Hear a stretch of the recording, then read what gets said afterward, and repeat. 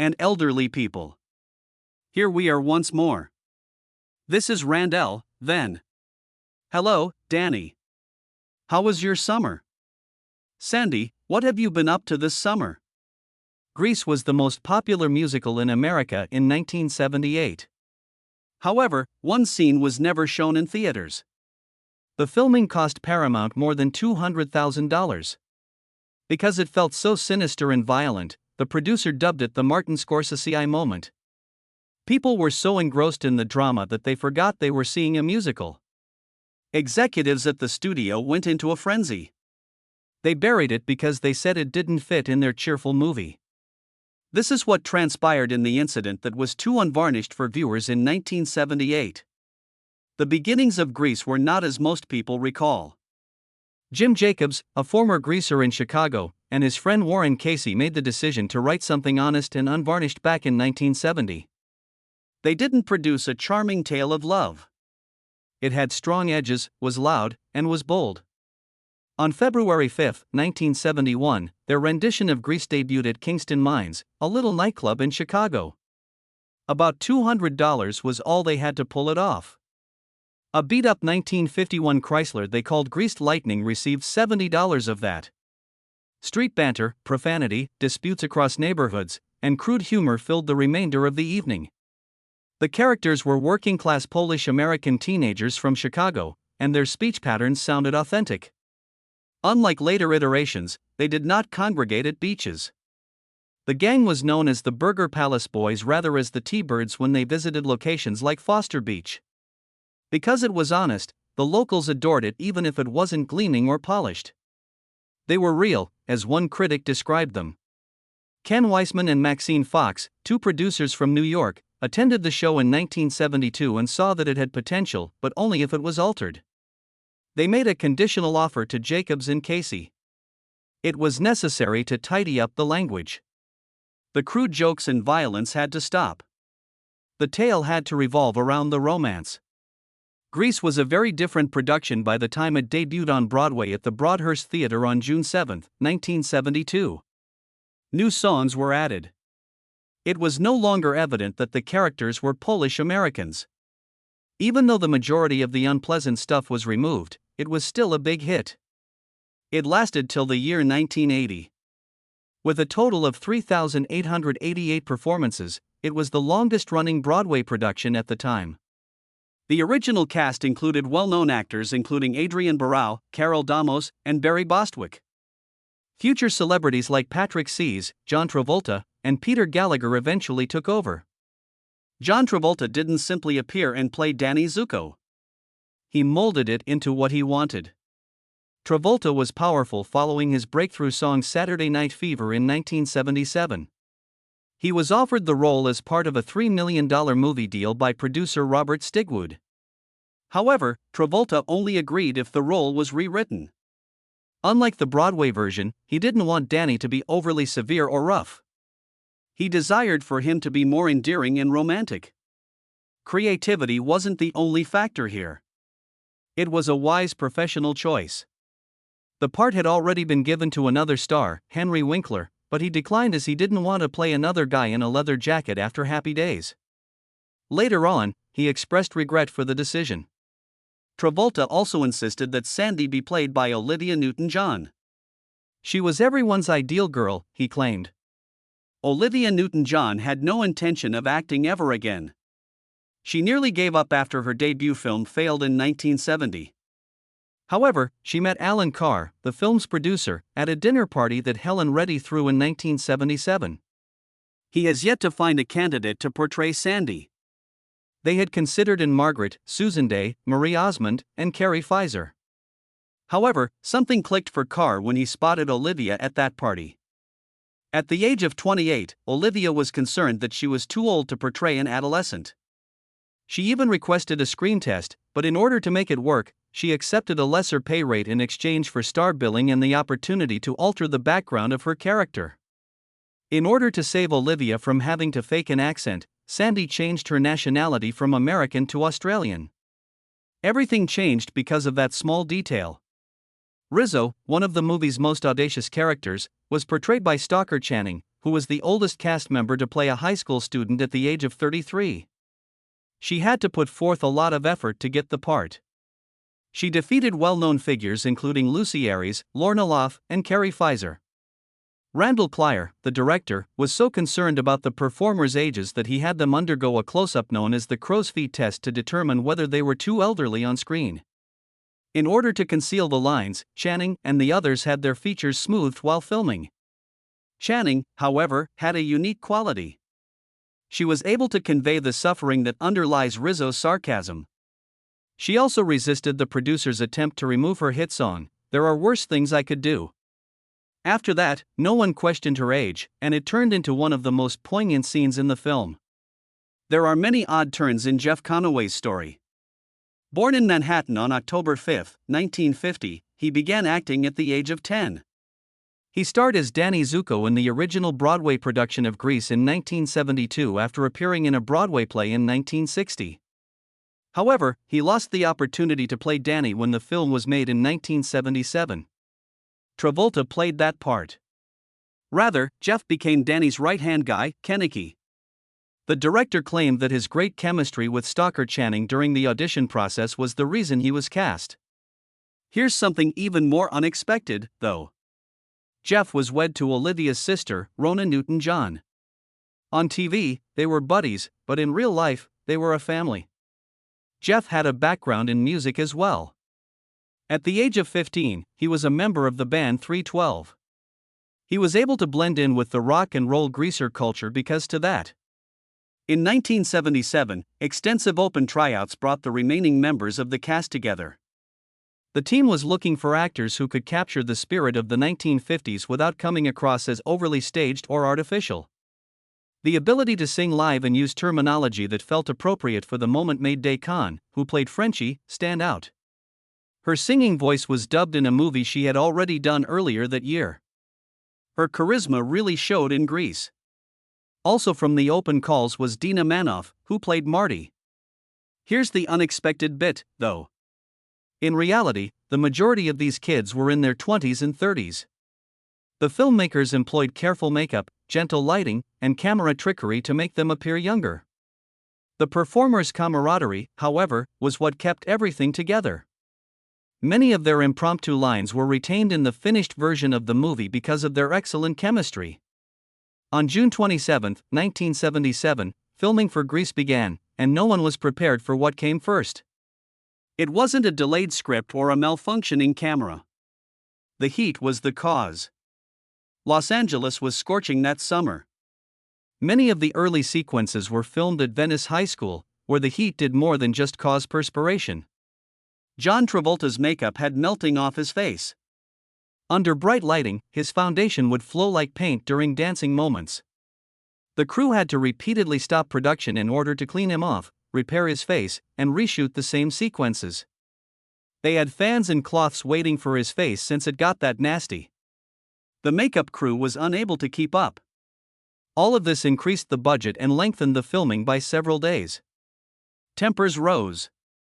Everyone was worn out. The scenario in the garage followed. Filming for the well-known Greased Lightning number took place in an actual car dealership. But genuine anarchy doesn't blend well with real tools. The actors became overly enthusiastic. They experimented with air tools, wrenches, and anything else they could find. When Jeff Conaway, who played Kenickie, was dumped during a dance performance, he suffered serious injuries.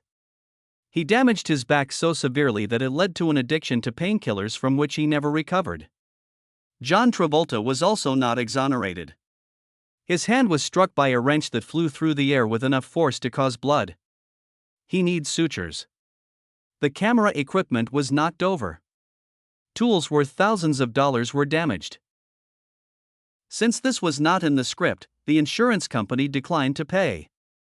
Months of legal issues ensued, but the worst happened during the Thunder Road event. The crew traveled to the Los Angeles River to film the scene in July 1977. Storms suddenly hit the San Gabriel Mountains during the summer, when the concrete riverbed is normally dry. The arid river became a deluge. Automobiles were ingested. The production lost $45,000 as a result of 3 being totally destroyed. After weeks of dry ground training, the stunt drivers found themselves in a drenched and hazardous environment. The company had to bring up security since locals attempted to drive through the river or sneak in to sea. What should have taken 2 days took more than 2 weeks. The entire schedule collapsed. After that, Olivia Newton-John had to endure one of the most intense shoots ever. Her last ensemble, which consisted of a tight black leather jacket and pants, was torture in real life but looked fantastic on camera. The pants had to be sewed straight onto her underwear since they were so tight. No brakes, no zippers. She was trapped in leather for more than 12 hours in an environment that was 100 degrees. She was unable to eat. She was unable to go to the restroom. She needed assistance to simply walk. To prevent her from fainting, they splashed cold water on her clothing and iced her face in between takes. In just 1 day, she lost 6 pounds of water weight. That costume's interior heated up to 115 degrees. The ensemble brought $45,700 at auction years later. However, it felt like a prison that day. The premiere was a huge event when the film was finally finished. Not just once, though. In fact, Grease hosted 2 significant premieres. The first took place at Mann's Chinese Theater in Los Angeles on June 4, 1978. The second took place at the AFCO Cinema Center on June 16, 1978. In order to organize a second celebration, Paramount went all out and spent an additional $200,000. Even celebrities who weren't in the film made an appearance. John Travolta nearly skipped the event because he was so exhausted from promoting the movie. To get him there, they had to reserve a private jet and promise him a trip to Hawaii. Something crazy occurred even before the film was released. 2 months ahead of schedule, on April 14, 1978, the soundtrack was released, and it was an immediate hit. In a single year, more than 8 million copies were sold. It became the second best-selling album of 1978 as a result. Only Saturday Night Fever, which featured Travolta, sold more. You're the One That I Want, a popular song, simultaneously peaked at number 1 in 16 different countries. It took Olivia Newton-John 23 times to get it properly since she was so anxious when recording it. Before the film earned its first dollar, the music alone brought in $28 billion. The entire marketing campaign was funded with that money. When it debuted on June 16, 1978, the film brought in $8.9 million in its first weekend in 862 theaters. Here's the twist, though. Grease was still ranked second. It was surpassed by Jaws 2. Grease nevertheless shattered all musical opening records. It made more than $40 million in 19 days. It had a $6 million budget. In just 3 days, they earned all of it back. The film generated $100 million in 66 days. After The Godfather, it became Paramount's second biggest hit. It made $341 million globally at the end. The criticism was harsh. Despite calling it plastic, Roger Ebert gave it 3 stars out of 4. It was described as disorganized and boring by the Los Angeles Times. The general public didn't care that the Washington Post branded it ugly. The audience adored it. Viewers continue to rate films higher than critics, according to Rotten Tomatoes. Years later, some critics even had second thoughts. The Guardian rated it a rush of joy in 2018 and gave it 5 stars. Film schools now utilize Grease as a case study because of how well known the divide between critics and fans grew. Things became much more bizarre when the movie debuted in the UK in September 1978. In its first 8 days, it made $2.2 million. For a musical, that had never happened before. It was in the West End of London for 14 weeks in a row. It was so popular in Britain that theaters started showing it at midnight. Theaters had to put up notices warning patrons to keep quiet during Greased Lightning because people would sing along loudly. Stranger still, for 6 months in a row, Grease merchandise sold more than Star Wars goods in the UK. The film not only succeeded well in Britain, it took over, despite the fact that Star Wars was still in theaters. In 1978, Grease became a worldwide sensation. However, one scene had the power to alter everything. It cost Paramount more than $200,000 and was shot after the film had already ended. In today's currency, that is about $1 million. Because of how dramatic and gloomy it felt, producer Alan Carr named it the Martin Scorsese scene. It depicted a vicious altercation between Rizzo and Kenickie about her pregnancy, but it didn't fit the lighthearted and enjoyable mood of the remainder of the movie. It was more reminiscent of a taxi driver. Therefore, they cut it despite its power. It had nothing to do with our film, but Carr afterward claimed it was excellent. Aside from all of this, there was another odd development taking place in the background. Danny, who was portrayed by John Travolta, brought his Scientology beliefs to the set. The filthy water caused director Randall Clyer to have a serious foot infection during the drag race sequence in 1977.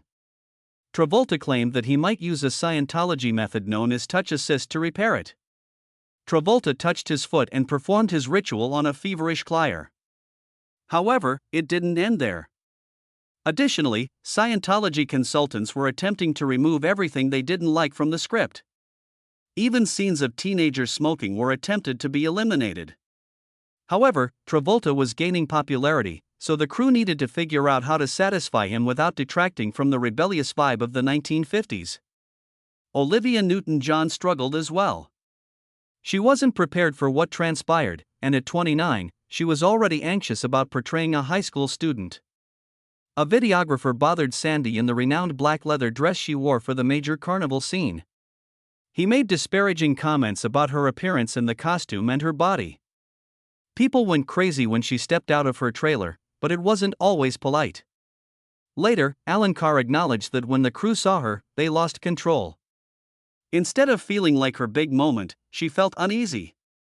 The 26-year-old Jeff Conaway, who played Kenny, gave it his all in the Grease Lightning scene, but he suffered a severe back twist. In order to continue, he had to take painkillers. Something sinister began with that injury. He developed an addiction to medications over time, followed by booze and cocaine. He told the world that it all started in Greece while he was on the Celebrity Rehab show in 2008. According to his management, he never really recovered because of the discomfort. 2011 saw Jeff pass away at the age of 60. The movie's macho guy was in more pain than anyone realized. The oldest member of the primary cast was Stalker Channing, who portrayed Rizzo. Playing an adolescent, she was 33. Critics in Hollywood weren't holding back. They argued she wouldn't be credible since she was too elderly. Producers forced her to undergo special lighting and cosmetics tests to make her appear younger since the pressure became so intense. Stalker claimed to have felt alienated on set, like a 35-year-old lost among children. To make matters worse for her, she also had romantic encounters with Jeff Conaway. Jeff once remarked that he felt awkward approaching an older married woman. Ultimately, though, everyone was impressed by Stalker's powerful performance. Because she had experienced more life than the others, she was able to give Rizzo genuine emotion. The hickey story followed. Those marks were real when Rizzo examines her neck in the mirror and quips that she has so many hickeys that people would mistake her for a leopard. She had received those hickeys from Jeff Conaway when they were alone off set. Later, Stalker acknowledged that Jeff was the most sexually suggestive character on the set. She even made a joke about the trailer trembling as she was eating lunch. After noticing the hickeys, the filmmaker chose to include them in the film. However, not everyone was content. The intimate nature of the situation made some cast members uneasy. The set wasn't always professional and was full with real-life flings.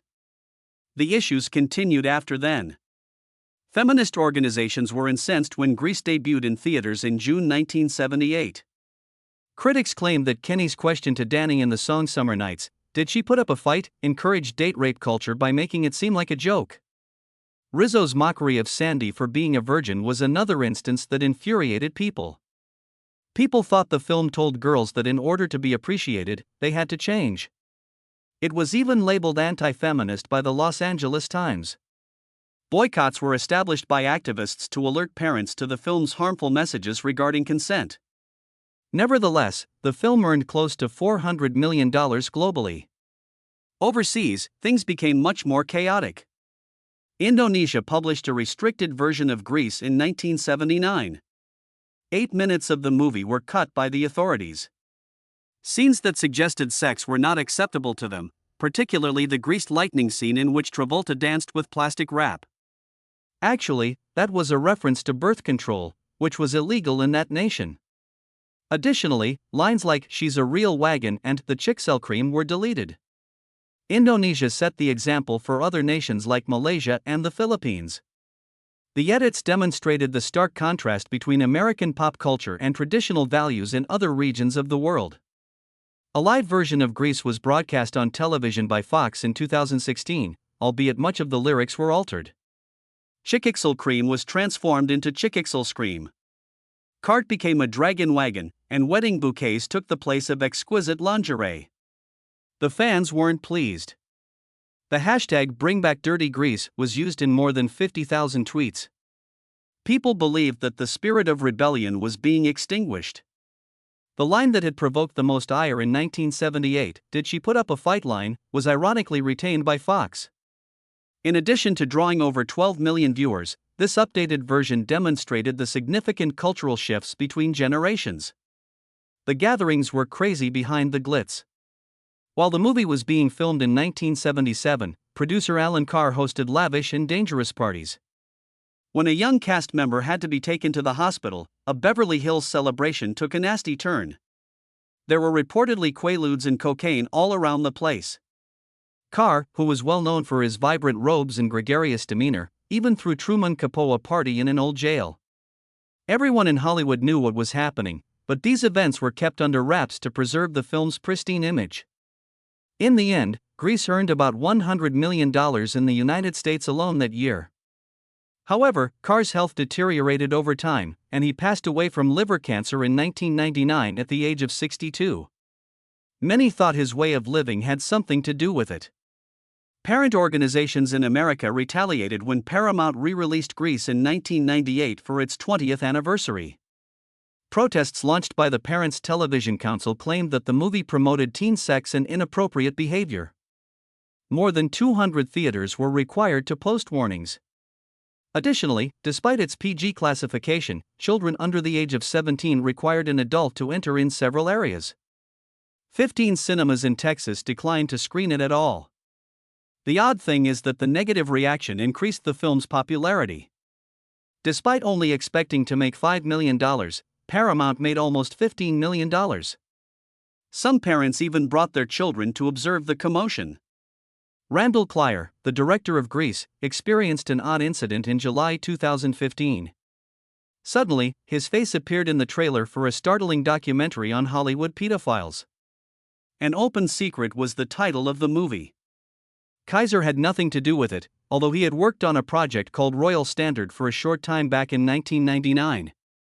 Digital Entertainment Network, the business that produced that show, was later found to be owned by convicted sex offender Mark Collins Rector. Clyer was not even remotely involved in any criminal activity. However, a controversy started when he appeared in the teaser for just 2 seconds. His attorney instructed the filmmakers to take down his picture right away. To further emphasize the relationship, producer Gabe Hoffman went all out and put Clyer's name on screen. What began as a brief legal request descended into a public quagmire, trapping Clyer in a controversy he never requested. Something hazardous was taking place behind the scenes in Grease at the same time as the movie was being filmed. During the well-known drag race scene by the Los Angeles River, actress Annette Charles, who portrayed the untamed and courageous Cha, was concealing a potentially fatal secret.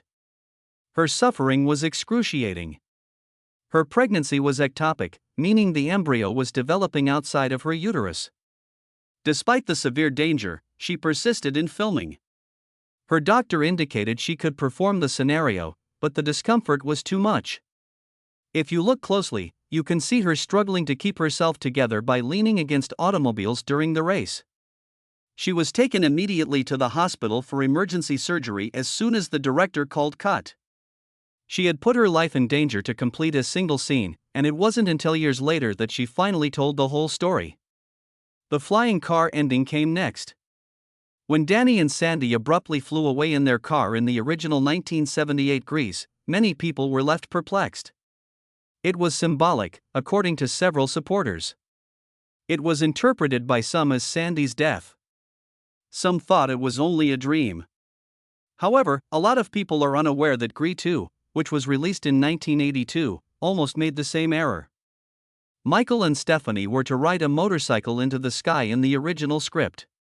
The scene was indeed filmed, but the director ultimately decided it didn't feel right and cut it. That one choice likely prevented years of misunderstandings and odd hypotheses about the sequel. In Grease, even the music provoked conflict. The slumber party scene where the girls sing, "Look at me, I'm Sandra Dee," is one of the most famous scenes. Executives were worried about the joke regarding virginity, so it nearly got removed. This sequence appeared in multiple variations. One was never released, although it featured girls in seductive lingerie dancing boldly. In the US and the UK, TV stations frequently chopped off the entire scene or only a portion of the song when the movie was shown on television. The word fungal, which was deemed to have a nasty connotation, was even banned by British television. The scene endured in spite of everything. Test viewers adored it, and their laughter was enough to calm studio officials' concerns. It demonstrated the potency of audience response in the late 1970s. Then came the costume, which evolved beyond simple apparel. Everything changed when Olivia Newton-John showed up at the end of the film wearing a fitting top and tight black leggings. However, nobody realized how dangerous that clothing actually was. The costume team only owned one pair of pants, which were crafted from authentic 1950s sharkskin. Olivia had to be stitched into them every morning because the zipper was broken. The entire look would have been spoiled by one tear. She put that gown up for auction in 2019 to benefit her cancer foundation. It brought $162,000 at auction. Sarah Blakely, the creator of Spanx, was the buyer. She claimed that her well-known leggings brand was inspired by the pants. The pants were displayed in a frame at Spanx headquarters as a memorial to Olivia following her passing in August 2022. The journey of those pants, from a costume with a faulty zipper to a billion-dollar business inspiration, was a compelling tale in and of itself. Fans were never able to witness Olivia's final recollection before she went away. "Hopelessly Devoted to You" is a sorrowful song that she filmed. She also captured a poignant moment that revealed Sandy's unadulterated vulnerability. However, Randall Plyer, the director, claimed that it was cut because it dragged down the action before the conclusion. In 2018, he brought up this point at a panel celebrating the film's 40th anniversary. According to some editors, the video was lost forever. Film reels were frequently reused by studios in the 1970s in order to save money. However, according to a 2010 source, some of those deleted scenes may still exist in some archive. Fans have always been curious. An element of the movie's mystique is the notion of a deleted moment lurking in the shadows, just waiting to be found. It's an extra layer in a film that never goes away, much like the flying automobile or Sandy's metamorphosis.